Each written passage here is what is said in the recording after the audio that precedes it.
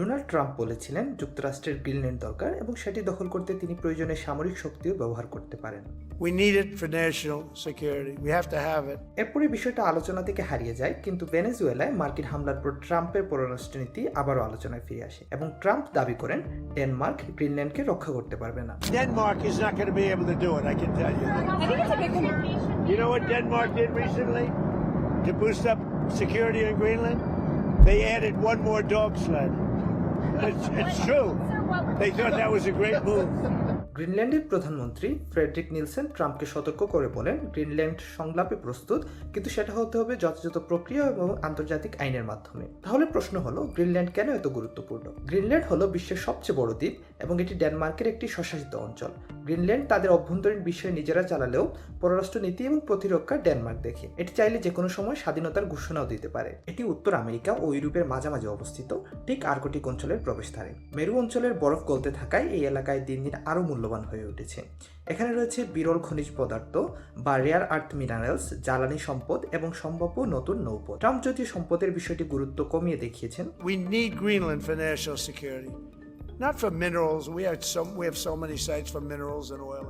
Greenland ভৌগোলিকভাবে Russia ও যুক্তরাষ্ট্রের মাঝখানে এমন এক অবস্থানে আছে যেটা দুই দেশের মধ্যে ক্ষেপণাস্ত্র চলাচলের সবচেয়ে ছোট ও দ্রুত পথের উপর পড়ে। এই কারণেই গ্রিনল্যান্ড আগাম সতর্কতা ব্যবস্থা এবং ক্ষেপণাস্ত্র প্রতিরক্ষা ব্যবস্থার জন্য কৌশলগতভাবে অত্যন্ত গুরুত্বপূর্ণ। ইউক্রেন যুদ্ধে ইউরোপের অনেক সামরিক শক্তি পূর্ব ইউরোপে ব্যস্ত।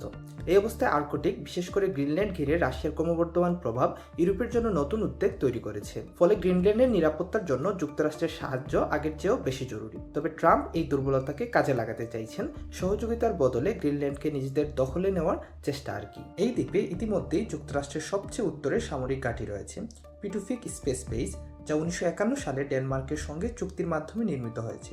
এই ঘাঁটি যুক্তরাষ্ট্র ও নেটোর জন্য ক্ষেপণাস্ত্র সতর্কতা, প্রতিরক্ষা এবং মহাকাশ নজরদারিতে সহায়তা করে। কিন্তু যুক্তরাষ্ট্র কি সত্যিই সামরিকভাবে গ্রিনল্যান্ড দখল করতে পারে?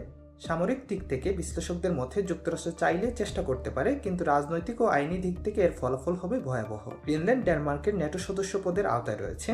যে কোনো সামরিক পদক্ষেপ মানে হবে নেটোর মিত্র দেশগুলোর একে অপরের বিরুদ্ধে অবস্থান নেওয়া, যা কার্যত জোট ভেঙে ফেলতে পারে বলে ডেনমার্কের প্রধানমন্ত্রী বলেছেন। বিশেষজ্ঞরা বলেছেন যুক্তরাষ্ট্রের কংগ্রেসেও এমন সামরিক অভিযানের পক্ষে দাঁড়াবে না। ট্রাম্প এর আগেও গ্রিনল্যান্ড কিনে নেওয়ার কথা বলেছিলেন অথবা ফ্রি অ্যাসোসিয়েশন চুক্তি করার প্রস্তাব দিয়েছিলেন, যেমন চুক্তি যুক্তরাষ্ট্রের সঙ্গে প্রশান্ত মহাসাগরীয় দ্বীপ দেশগুলো রয়েছে। কিন্তু ডেনমার্ক ও গ্রিনল্যান্ড দুই পক্ষই এতে খুব একটা আগ্রহ দেখায়নি। Greenland's prime minister says the island is not for sale. Sovereignty is a red line. তাহলে সামনে কি হতে পারে? গ্রিনল্যান্ডের সামরিক আগ্রাসন আপাতত অত্যন্ত অসম্ভব বলেই ধরা হচ্ছে। এই মুহূর্তে গ্রিনল্যান্ডের বার্তা অত্যন্ত স্পষ্ট, তাদের ভবিষ্যৎ নির্ধারিত হবে গ্রিনল্যান্ডের রাজধানী নিউক অথবা ডেনমার্কের রাজধানী কোপেনহেগেন থেকে, অন্য কোথাও নয়।